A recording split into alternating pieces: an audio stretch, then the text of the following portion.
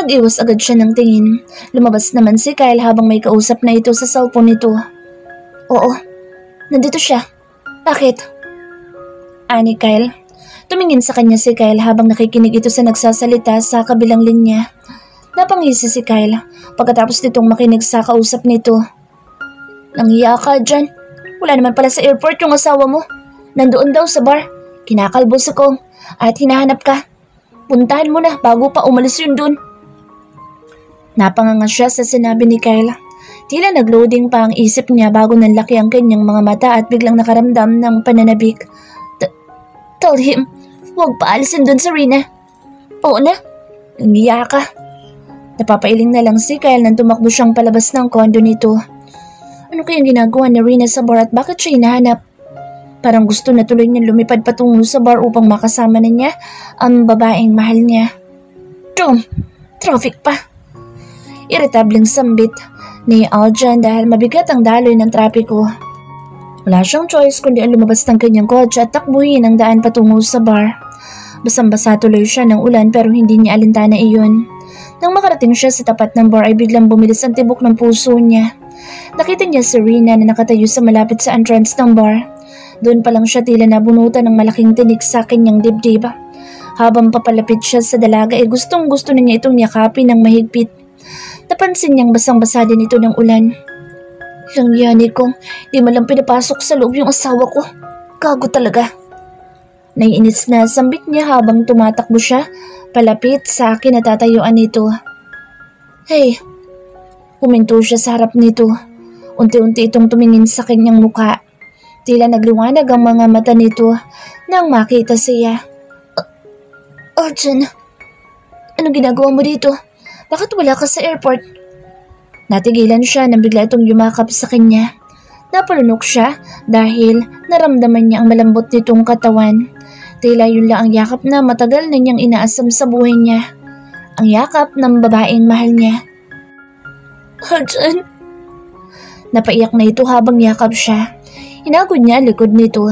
Panay naman ang tingin sa kanila ng mga taong pumapasok ng bar. Huminahon ka muna. Let's go home and talk. Niyakap niya ito ng mahigpit dahil hindi rin niya matiis. Pahiram ng motor mo. Hawak-hawak ni Aljan ang kanyang kamay nang pumasok sila sa loob ng bar. Kapwa sila basang-basa ngunit walang nagawa ang mga bouncer dahil pinsan nito ng may-ari ng bar na iyon.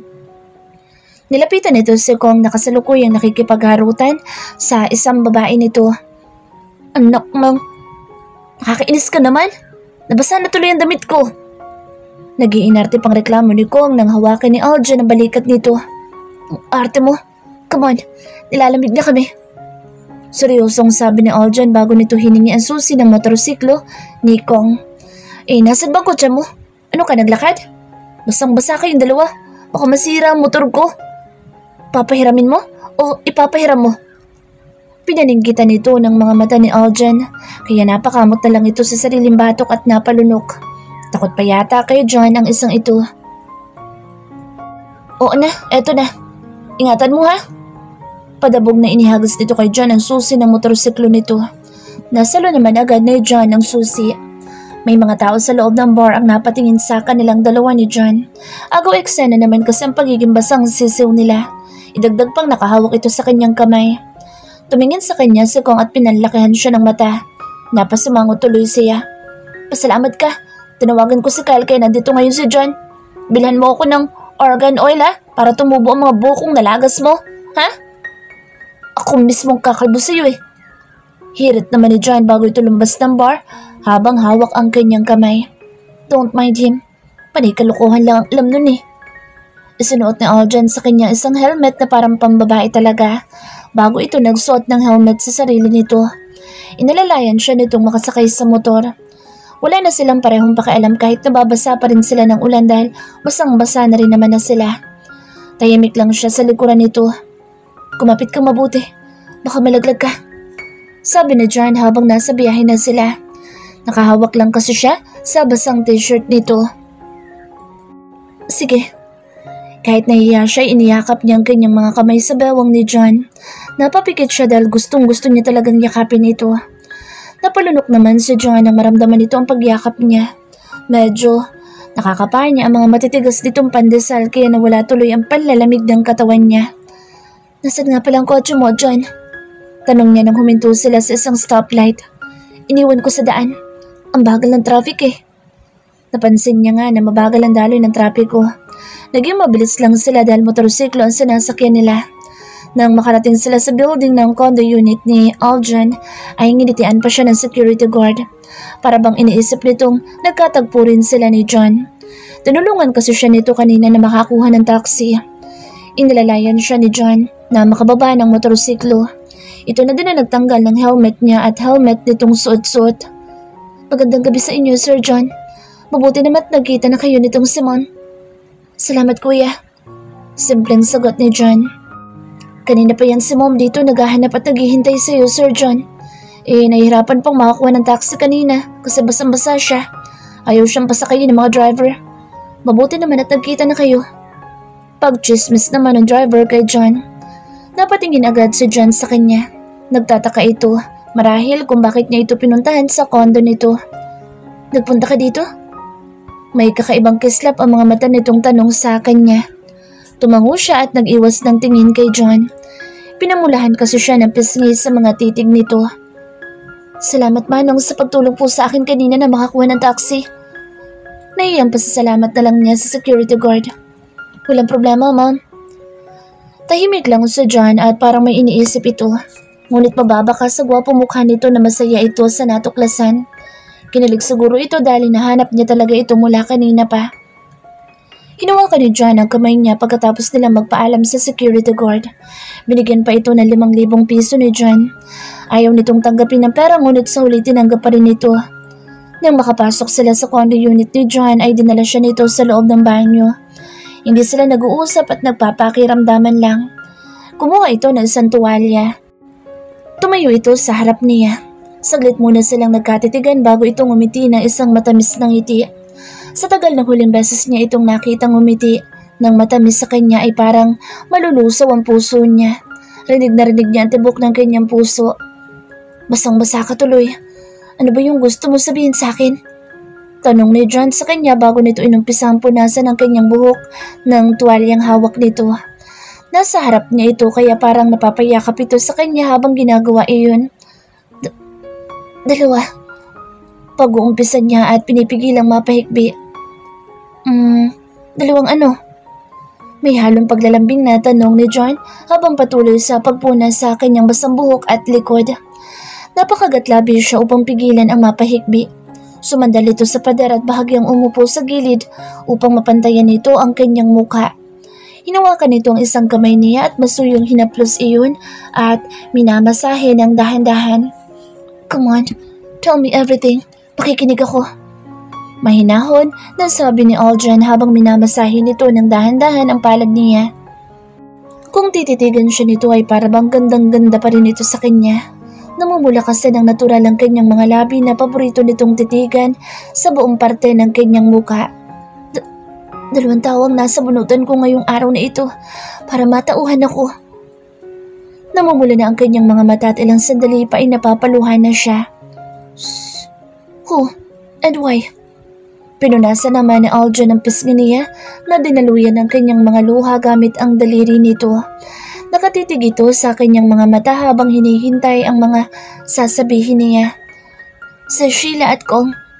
Nakita ko kasi sa Sheila na may kasama siyang ibang lalaki kaya sinugod ko siya at sinabunutan. Kala ko kasi niloloko ka lang niya. Oh, that's her husband. Alam ko. Sinabi nila sa akin ang totoo. Binayaran mo lang siya para magpanggap na girlfriend mo.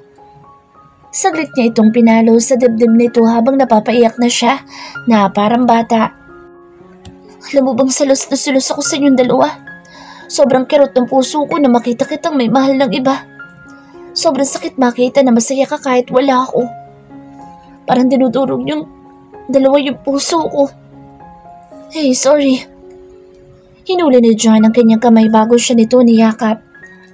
Mabuti na lang nalaman ko ang totoo. Paano kung hindi?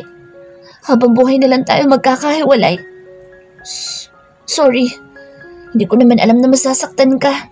Ang alam ko si Kenji ang mahal mo. Sinabi mo yan sa akin bago mo ko iniwanan kaya Asyunga mo naman dyan. Parang bata siyang napaiyak ng malakas. Hindi tuloy malaman ni John kung mapapangiti o magseseryoso habang umiiyak siya.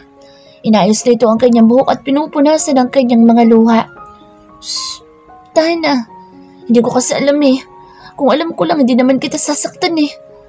Ayoko nga nasasaktan ka eh. Binastad ko nga si Kenji ng ilang beses dahil hindi ko siya gusto. Hindi ko siya mahal. Sinabi ko lang yun sa'yo noon kasi nalaman ko kay Jaya na peke ang kasal natin. Doon naman sumeryoso ang mukha ni John. Napakunot ang noon nito. What? Dahan-dahang inangat ni John ang kanyang mukha upang matitigan nito ang kanyang mga mata. Ang birthday ng mama mo, hinarang ako ni Jaya sa restroom para sabihin sa akin na peke ang kasal natin. Sinabi niya sa akin na pinaglalaruan mo lang ako kaya natakot ako sa'yo. Walang humpay sa pagtulo ang kanyang mga luha. Samantalang seryosong-seryoso naman si John at parabang tumalim ang mga mata nito nang malaman nito ang ginawang pangingialam ni Jaya noon. Bakit hindi mo agad sinabi sa akin noon? Bakit kinailangan mo pa akong iwan? May pagdaramdam na tanong ni John sa kanya, kaya lalo siyang napaiyak. Dahil natakot ako. Natakot akong sa bibig mo pa mismo marinig ang masakit na katotohanan. Kaya nagpasama na lang ako kay mama noon. Kumuha kami ng Senomar at nadurog ako nung malaman ko hindi rehistrado ang kasal nating dalawa. Kaya nagdesisyon ako layuan ka at iwanan ka. Sorry, John. Huminga ng malalim si John. Nabigla yata ito sa mga nalaman nito. Ilang segundo lumipas nang makapag-isip-isip ito ng maayos.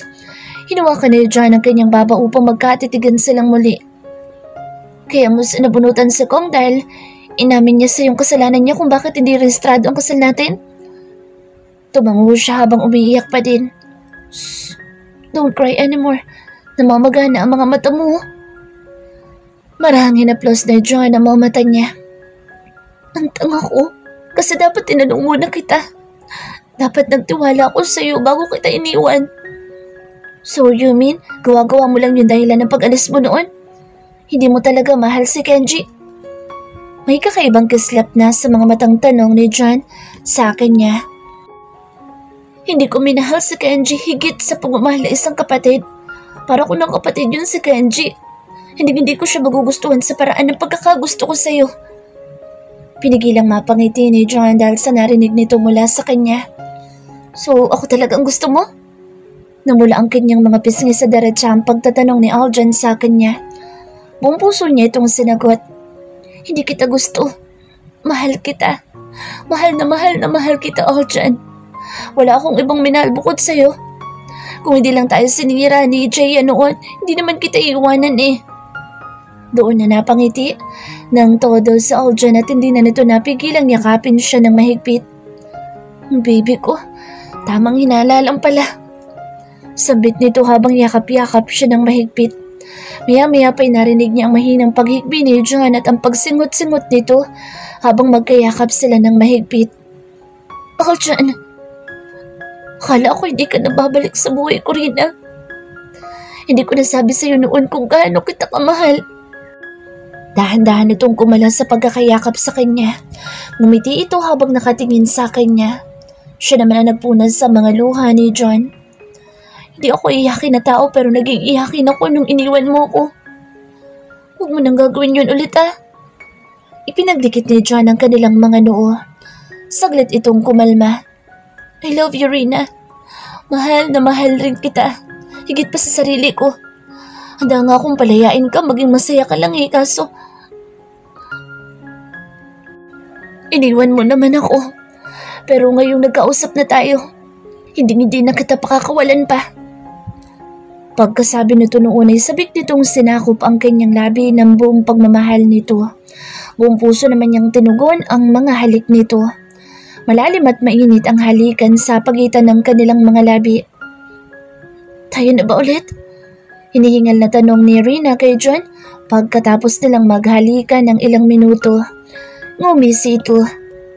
What are you saying? We didn't break up. I'm still your husband. Handsome husband. Napatili siya nang buhatin siya ni John patungo sa shower room. Mabawi ka sa akin ngayon, misis ko.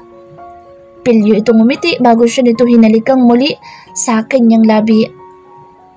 Sige. Maharot niyang tugon kay John.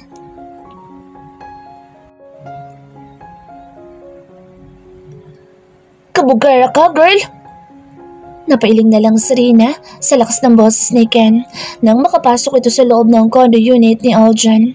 Mag-isa lamang siya doon dahil nasa opisina ang asawa niya. May emergency meeting kasi ito sa mga board members kaya maaga pa lang ay tumungo na ito papunta sa opisina nito. Masakit pa ang buong katawan ni Rina dahil sa walang sawang pagtatalik nilang dalawa ni Aljan kagabi. Mula sa banyo ay hindi na talaga siya tinantanan nito. Nag-level up pa nga yata ang kahayukan nito pagdating sa kama kesa noon. Pagod na pagod tuloy siya pero masayang masaya naman ang puso niya dahil sa wakas ay nagkaayos at nagkabalikan na silang dalawa. Muntik na maging mapay ang leeg mo, girl. At ano nangyari dito sa kondo ni Pogi? Diyos ko, day. Parang binagyo. Pinasok ba kayo ng bagyo kagabi? Signal number 1 lang ah. Bakit itong condo unit nyo parang signal number 69?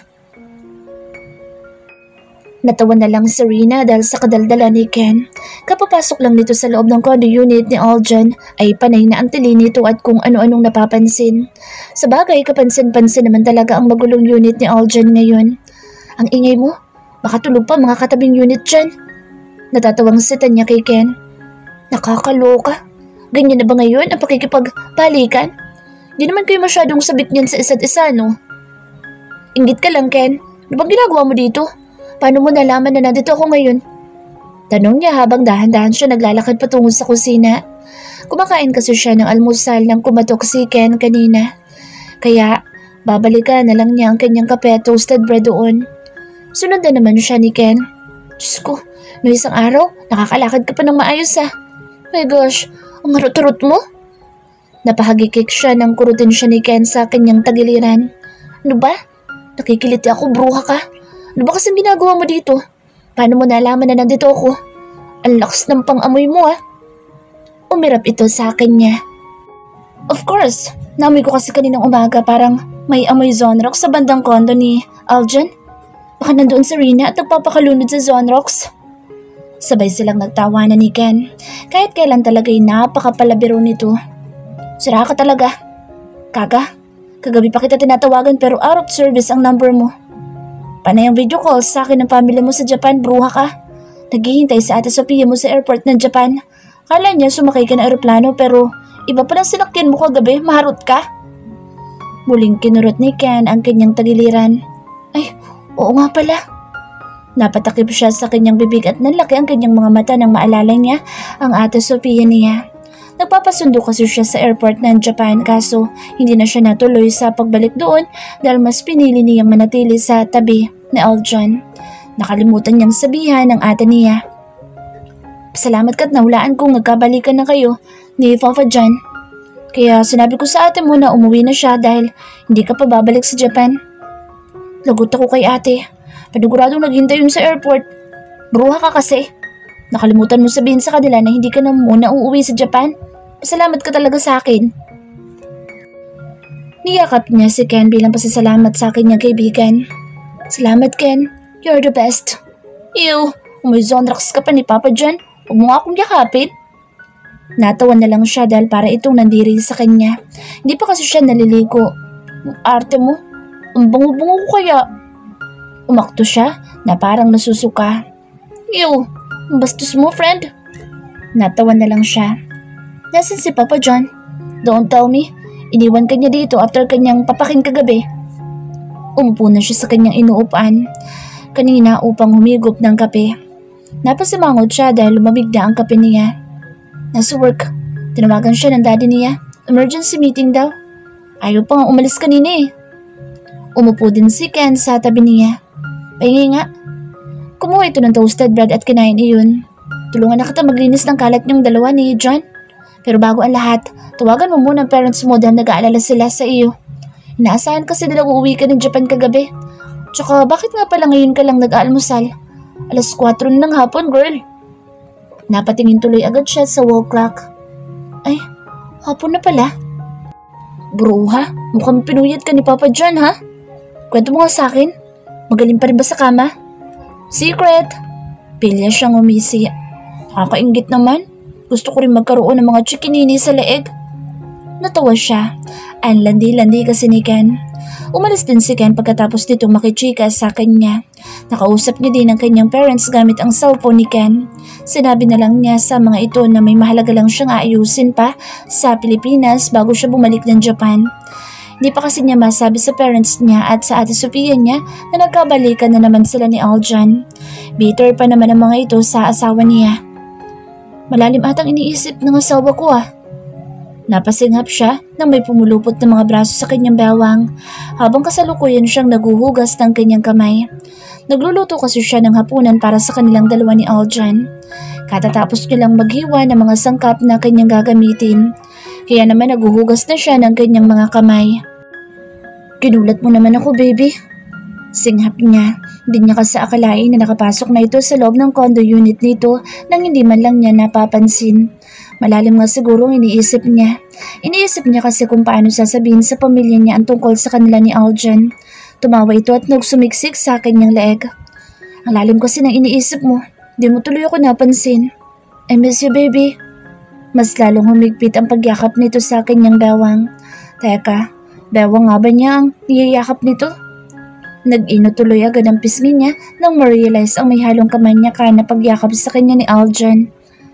Kahit kailan talaga, halos mapisa tuloy ang dalawang bundok niya. Loko ka talaga, baby. Naiipit na ang mga dibdib ko. Oh. Tumawa ito. Parang musika sa kanyang pandinig ang mga pagtawa nito. Namiss kita agad eh. Pati na din itong dalawang best friends ko. Natawa na din siya. Best friend na daw kasi nito ang dalawang malulusog niyang dibdib. Sinabi nito sa kanya kagabi na mas nagustuhan nito ang pagtaba niya ng konti dahil mas naging masarap daw siya. Namiss din kita. Akala ko nga mamaya ka pa uuwi. Ano ba? Nakikiliti ako? Napahagikik siya ng halika ni Aljan ang leeg niya. Ang bungo ng baby ko, bagong ligo. Malanding sabi pa nito habang hinahalik-halika ng kanyang leeg. Panay naman ang hagikik niya dahil hindi na nito napigilan na halikan lalo ang kanyang leeg. Pinaharap siya nito at mabilis siyang kinabig upang halikan ang kanyang labi. Nakipaghalikan naman agad siya dahil nasasabik din siyang makipaghalikan dito. Do you really have to do it? I mean, kawawa naman din si Jaya. She deserve it, baby. Putol ni Aljan sa pagprotesta niya. Nakatutok ang kanyang paningin sa flat screen television kung saan kasalukuyang binabalita ang tungkol sa isang sikat na modelo sa Amerika na kamakailan lamang ay nagkaroon ng major breakdown sa career nito. Ang modelong ibinabalita ngayon sa television ay walang iba kundi si Jaya. Malaki ang hinala na rin na may kinalaman sa Aljan sa pagbagsak ng career nito. Kaya naman hindi na siya nasurpresa nang umamin ito na ito daw ang tao sa likod ng sunod-sunod na kontrobersyal na pangyayari sa buhay ng modelong iyon. Mula sa pagiging isa sa mga sikat na Victoria's Secret model ay lumagapak ang career nito sa lupa. Maraming bagay ang nagpabagsak sa career nito at ang lahat ng iyon ay dahil sa kapangyarihan at koneksyon ni Aljan sa industriya. Pero baby, sobra naman yata. Hirit pa din niya dahil hindi siya masaya sa ginawang pagganti ni Aljan sa babaeng iyon. Dahil sa kanya, nawala ka sa akin ng 2 taon. By now, may anak na sana tayo kung hindi siya nakialam sa relasyon natin. Pero mali ang gumanti, John. Hindi matatapos ng paghihiganti ang lahat. We should move on and forget about her. Ayoko namang na dahil sa akin nagkaganoon ng pinaghirapan niyang career. Nagkibit balikat lang ito ngunit sumaryosong gwapong muka habang nanonood rin ito ng balita tungkol kay Jaya. Lahat ng kokontra sa relasyon natin, kalaban ang tingin ko sa kanila. She's not worthy for your concern. Don't worry, baby. Sa tingin ko na may nararapat lang din sa kanya. Napabuntong hininga na lang si Rina. Ewan ba niya pero may kakaiba siyang nararamdaman sa mga oras na iyon. Hey, don't feel bad. I just give her lessons in her life. Niyakap siya ni Aljan dahil naramdaman nitong naawa siya kay Jaya. Kahit galit siya sa babaeng iyon ay hindi pa rin niya ikinatuwa ang ginawang pagganti ni Aljan sa babaeng iyon. Sapat na siguro ang mag-asawang sampal sa magkabilang pisngi nito kung sakaling magkita silang muli, ngunit kung ganoon ang paraan ng pagganti ni Aljan sa babaeng iyon ay hindi niya talaga matanggap. At least, Give her a second chance, please. Umiling si Aljan. No, baby. Anyway, let's go. Late na tayo sa flight natin. Pagbabago nito sa usapan, hinalikan muna nito ang sentido ng kanyang ulo bago ito naunang tumayo upang i-turn off ang television. Mabigat pa rin ang loob ni Rina. Hindi naman kasi niya intensyong makasira ng buhay ng ibang tao. Pero iba yata ang prinsipyo sa buhay ni Aljan. Sa tingin niya gusto nito iparanas kay Jaya ang pinagdaanan nitong hirap sa pagkawalay nilang dalawa. Come on, huwag ka nang malungkot please. Tinignan niya ito. Hawak-hawak na nito ang dalawang malata nila. Naroon silang flight ngayon patungo sa Japan. Ipapaalam na kasi niya sa kanyang pamilya ang relasyon nilang dalawa ni Aljan. Bago pa man siya nito mabuntis. Isang linggo na kasi mula na magkabalikan silang dalawa at sa araw-araw magmula na magkabalikan sila ay hindi siya nito tinatantanan sa pakikipag-lovemaking. Napakahilig talaga. Natatakot siyang mabuntis agad kaya nais na niya ipaalam sa pamilya niyang nagkabalikan na sila ni John. Sana lang ay mapatawad na ng mga ito ang asawa niya. Mas bitter pa kasi ang mama niya at ate Sofia niya kaysa sa kanya. Kaya medyo nag-aalala siya. Tumayo siya at yumakap sa katawan ni Aljan. Niyakap din siya nito. Basta last na yun ha? Huwag na tayong gumanti. Bahala na ang karma ang humabol sa mga taong nakagawa ng masama sa atin. Ang mahalagay nagkabalikan na tayo ngayon. Yeah, at hindi na tayo mapaghihiwalay pa. Mahal na mahal kita, Rina. Please, don't be sad. Promise ko sa'yo last na yun, okay? He captured her face with his two hands. Tanitigan nito ang kanyang mga mata habang nakayaka pa rin siya sa bewang nito. Huminga siya ng malalim bago siya ngumiti. Okay, I love you so much. More, John. Ngumiti na din ito bago nito dahan-dahan na sinakop ng mapusok na halik ang kanyang labi. Kung hindi pa tumunog ang cellphone nito ay hindi pa mapuputol ang paghahalikan nila. Si Kyle ang tumatawag dito. Private plane kasi nito ang gagamitin nilang dalawa ni Aljan patungo sa Japan. Nalulugang airline ko sa'yo, John. Nasaan na ba kayo?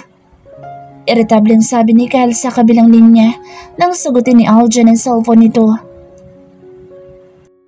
Nasa kondo pa.